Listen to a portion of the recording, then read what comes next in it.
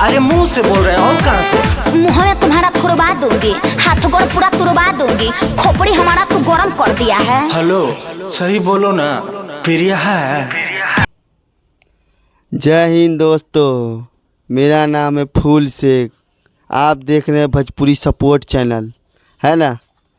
सुने हो रितेश का गाना, रितेश भाई का गाना पिरवा है। पिरवा कौन है जानते हो आप लोग? कौन है पिरवा? अच्छा बादल, जरा बतावा तो पिरवा कौन है? अरे बतावा ना मर्दे, ये के शर्म लगता। जरा आ लोग बताई कि पिरवा कौन बा, ठीक बा? जरा कमेंट में। बहुत ज़्यादा ये गाना चलता, बहुत वायरल होता ये गाना। इतना ये पे वीडियो रील बनाई नहीं, इतना रील बनाई नहीं पिरवा पे कि एकदम छा जाए, एकदम तहलका मचा दे, ठीक बा? पिरवा है, हाथ गोड़ तोड़वा दूंगी, समझे? एकदम धमाल में गाना चलता ही, ठीक बा? रितेश भाई का ही गाना बा, बहुत एकदम ज़बरदस्त चलता, ठीक बा ना?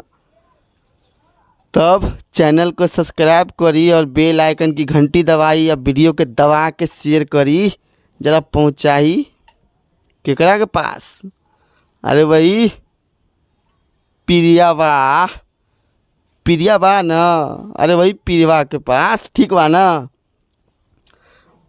पिरवा बा, हाथ गोड़ तोड़वा दूंगी, ठीक बा? ये बोला था ये गाना में, हाथ गोड़ नहीं के तोड़वावे को भाई लोग, हाथ गोड़ नहीं के तोड़वावे के, मालूम बा ना का तोड़वावे को बा। हाँ तो जरा वीडियो को शेयर करी, ठीक बा ना? खूब दबा के शेयर करी, खूब दबा के एकदम व्यूज लाइव पिरवा पे कितना मिलियन हो गए बा वो हम बतावा तानी ये वीडियो के बाद, ठीक बा? प्रिया बा के बहुत चलता धमाल में।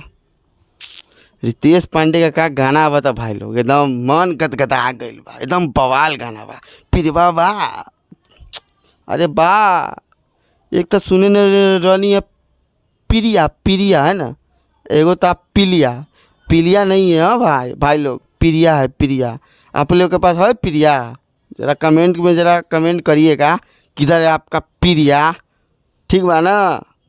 एकदम दबा के वीडियो को जरा शेयर करिए एकदम।